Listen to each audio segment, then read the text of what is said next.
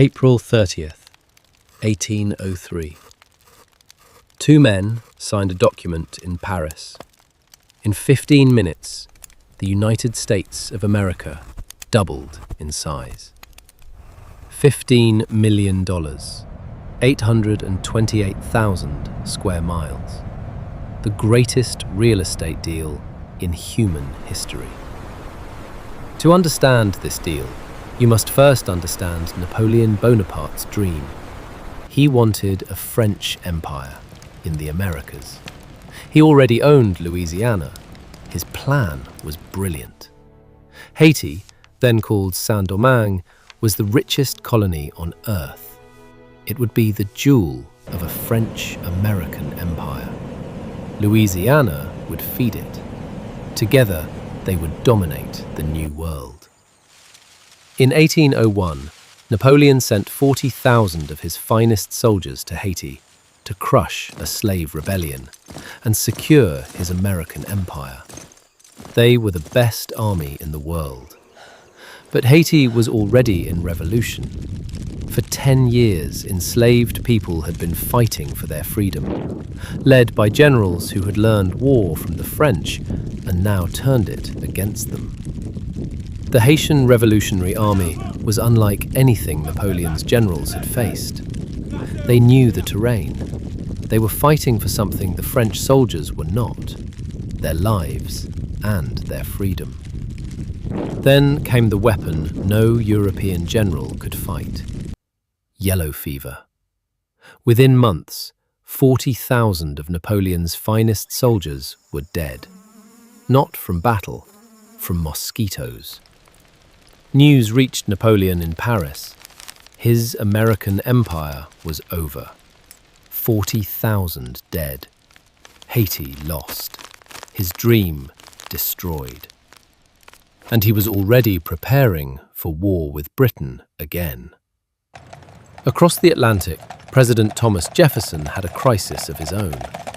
America needed New Orleans. The port controlled the entire Mississippi River, the lifeline of the American economy. The Mississippi River was the highway of the American interior. Thousands of American farmers depended on it to get their goods to market. Whoever controlled New Orleans controlled everything. Jefferson sent his ambassador, James Monroe, to Paris with instructions. Offer up to $10 million for New Orleans. Just New Orleans. That was all America dared to ask for. Monroe arrived in Paris, but before he could even make his offer, the French Foreign Minister Talleyrand said something that stopped him cold. France was offering not just New Orleans, but all of Louisiana, 800,000 square miles, for $15 million. Monroe had no authority to agree. He agreed anyway. Why was Napoleon selling? Simple. He needed money. Britain and France were about to go to war again. Napoleon needed millions immediately. Louisiana was worth more to him as cash than as a colony he couldn't defend. On April 30th, 1803, American and French diplomats gathered in a Paris hotel. The Louisiana Purchase Treaty was ready to be signed.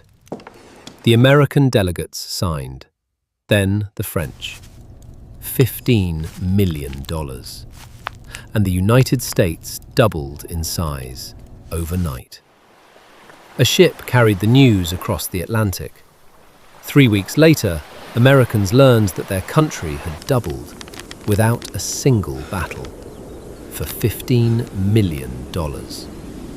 The Louisiana Purchase added over 800,000 square miles to America. Within that territory would eventually rise 15 states. 14% of the entire United States today, bought for 3 cents per acre. Jefferson immediately sent an expedition to explore what he had bought. Meriwether Lewis and William Clark set out into the unknown. What they found changed America's understanding of itself forever. The Louisiana Purchase created the America we know today. Without it, no Chicago, no Kansas City, no Denver, no New Orleans, no St. Louis. The deal that cost $15 million was worth, by any modern calculation, hundreds of trillions. One man's desperation, another man's vision.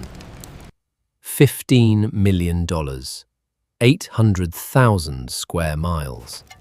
The day a deal changed the world. Next on EpochFire, one document, 800 years of democracy. The day ordinary men told the king, "You have limits."